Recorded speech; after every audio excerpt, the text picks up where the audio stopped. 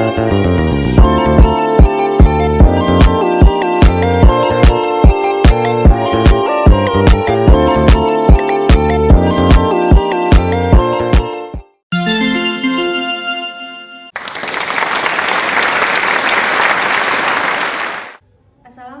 warahmatullahi wabarakatuh.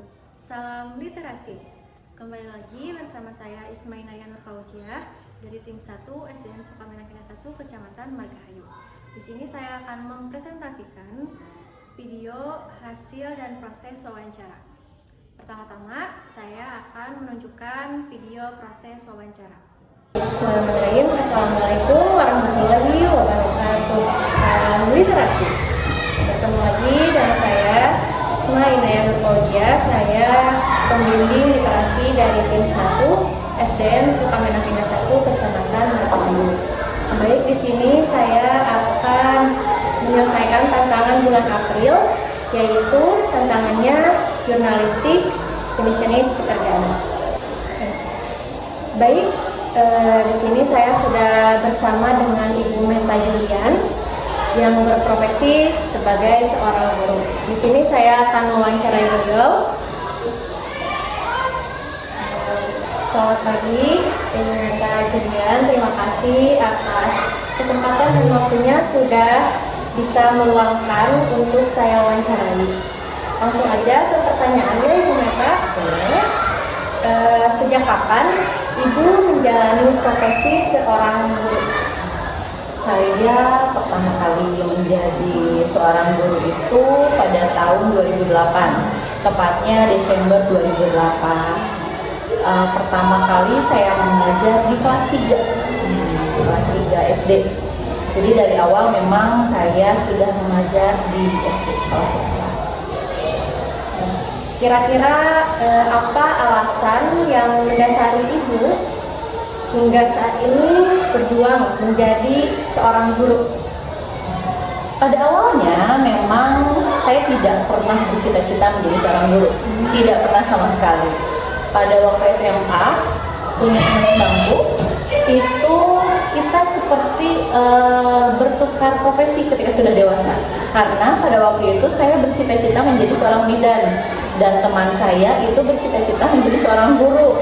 Nah sekarang sudah dewasa, malah kebalikannya, saya seorang guru dan teman saya sebagai seorang bidan. Nah kenapa kok bisa menjadi berubah cita-cita? Pada awalnya memang ketika awal kuliah saya bingung mencari yang memang menjadi passion saya, tapi karena alhamdulillah ibu saya juga seorang guru, mungkin memberikan dampak atau pengaruh yang tidak sengaja, ternyata bahwa menjadi seorang guru itu menyenangkan gitu. Walaupun memang menyenangkannya itu juga tidak untuk mendapatkan kalimat menyenangkannya itu butuh proses juga, perjuangan yang memang tidak gampang juga. Ya sudah risihnya juga ya Bu ya jadi seorang guru. Jalannya betul sekali. Kira-kira bagaimana perasaan Ibu pertama kali menjalani profesi sebagai guru? Pertama pada tahun 2008 itu kaget, karena ternyata menjadi seorang guru itu tidak cukup kita itu hanya pintar secara teoritis, bahwa kita matematikanya pintar, IPA-nya kita pintar, tidak.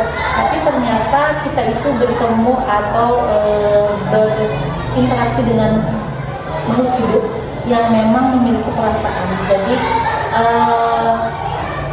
kesulitannya, kemudian tantangannya pasti tiap tahunnya itu banyak. Kira-kira apakah ada kesulitan yang dialami Ibu dalam proses belajar mengajar selama di kelas selama sudah kurang lebih berapa tahun ya Bu? Kurang lebih berarti hampir kurang lebih 17 tahun. 17 tahun. Gimana kira-kira kesulitan yang Ibu hadapi saat proses belajar mengajar? Mungkin saya menyatakannya bukan kesulitannya, tapi tantangan. Tantangan di tiap tahunnya itu berbeda. Apalagi saya sudah mengalami 3 kurikulum, perbedaan kurikulum, yaitu KTSP, kemudian kurikulum 2013, dan sekarang kurikulum Merdeka. yang memang tantangannya itu adalah bagaimana bisa mengaplikasikan dari kurikulum yang diberikan oleh pemerintah, kita mengadaptasi ke anak-anak, yang tentunya anak-anak bisa belajar sesuai dengan memang kebutuhannya, kemudian ya sesuai dengan kurikulum juga. Itu yang menjadi tantangan besar buat saya. Nah, itu untuk tantangannya. Kira-kira bagaimana cara mengatasi tantangan atau kesulitan yang Ibu hadapi seperti itu? Pertama, saya selalu ngobrol, sharing dengan guru yang lebih profesional, tentunya karena dari pengalaman contohnya dengan guru senior, tapi juga saya banyak ngobrol dengan guru-guru muda yang memang guru-guru muda sekarang itu sangat pintar teknologinya. Jadi saya mengkolaborasikan antara pengalaman dari guru yang telah apa ya namanya itu berpengalaman, ya betul, berpengalaman gitu, yang sudah senior, dengan guru muda yang memiliki kompetensi di bidang IT juga. Lalu, apakah ada perubahan dan kemajuan yang signifikan terhadap murid selama Ibu mengajar di sekolah? Sebetulnya kalau apabila dari tahun ke tahun masih berbeda ya, tapi memang itu alasan saya kenapa saya masih tetap dan bangga menjadi seorang guru, itu karena adanya perubahan dari anak. Tiap misalnya kita masuk ke kelas, awalnya ada misalnya contohnya murid A yang memang dia itu kalau di kelas diam aja, tetapi menjadi tantangan buat saya gimana caranya dia itu menjadi anak yang semangat untuk belajar dengan berbagai metode pendekatan. Akhirnya anak tersebut misalnya bukan dilihat dari nilai aja, tapi dari semangat belajar ada perubahan. Nah, itu yang membuat saya perubahan yang memang memberikan impact yang besar buat saya. Baik, selanjutnya apakah ada pengalaman lain di sekolah selain Ibu menjadi seorang guru? Kira-kira misalkan ada tugas lain yang harus Ibu emban, yang harus Ibu jalankan di sekolah ini? Kebetulan saya di sini juga sebagai guru atau pembimbing eskul bahasa Inggris English Club di kelas 1. Gitu. Ya itu juga pengalaman baru, dan memang alhamdulillah sarjananya saya 2, yaitu bahasa Inggris dan PGSD. Makanya saya alhamdulillah dipercaya oleh pengelola atau penanggung jawab eskul untuk mengajar di kelas 1. Baik, selanjutnya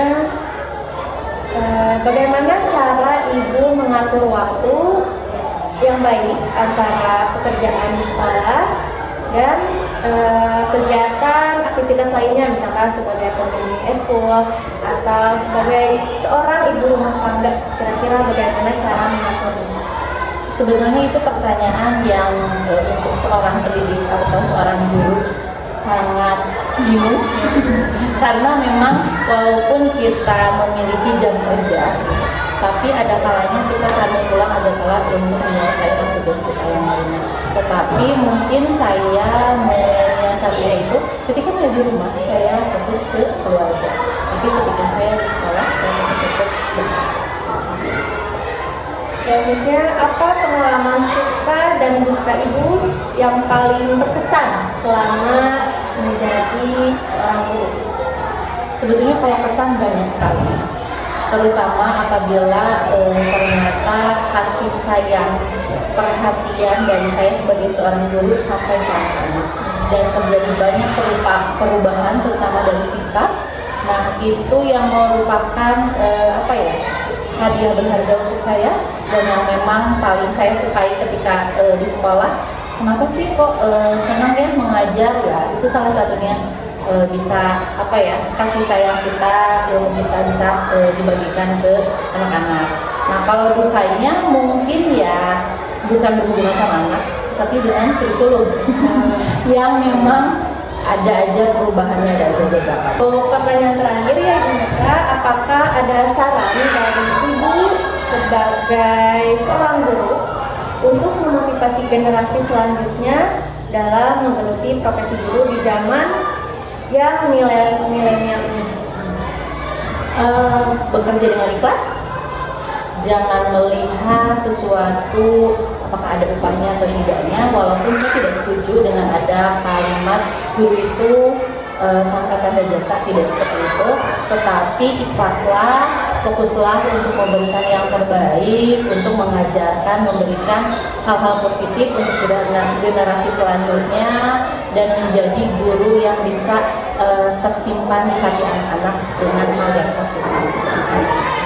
Baik, terima kasih Ibu Meta Julia yang sudah luangkan waktunya untuk saya wawancarai. Semoga apa yang sudah Ibu berikan motivasi bisa menjadikan hal positif ke depannya. Amin. Baik, hanya itu yang dapat saya sampaikan. Lebih dan kurangnya mohon dimaafkan. Bila taufiq hidayah. Wassalamualaikum warahmatullahi wabarakatuh. Selanjutnya saya akan menjelaskan hasil wawancara. Narasumber yaitu Ibu Meta Julian, SPD, berprofesi sebagai guru kelas 5 SDN Sukamenak Indah 1. Beliau berprofesi sebagai guru sejak tahun 2008 dan pertama kali mengajar di kelas 3. Awalnya beliau tidak pernah bercita-cita menjadi guru, namun orang tuanya memberikan pengaruh yang tidak sengaja yang pada akhirnya beliau bisa menjadi guru sampai sekarang. Kesulitan yang dialami beliau selama mengajar yaitu mengalami 3 perubahan kurikulum, yaitu KTSP, Kurtilas, dan Kurikulum Merdeka. Cara mengatasinya untuk kesulitan selama mengajar di kelas yaitu dengan selalu sharing bersama teman sejawat. Pengalaman lain di sekolah, selain mengajar, Ibu Meta ini adalah juga seorang pembimbing ekstrakurikuler bahasa Inggris kelas 1 di sekolahnya. Dan adapun suka dukanya yang beliau alami sangat banyak, namun yang paling berkesan yaitu kasih sayang guru terhadap anaknya, menjadikan perubahan karakter seorang siswa. Ada motivasi dari beliau sampaikan, yaitu bekerjalah dengan ikhlas, fokus, berikan yang terbaik untuk anak-anak.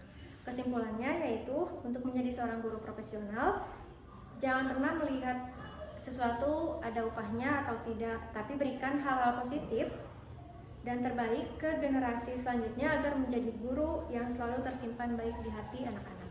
Sekian dari saya. Wassalamualaikum warahmatullahi wabarakatuh.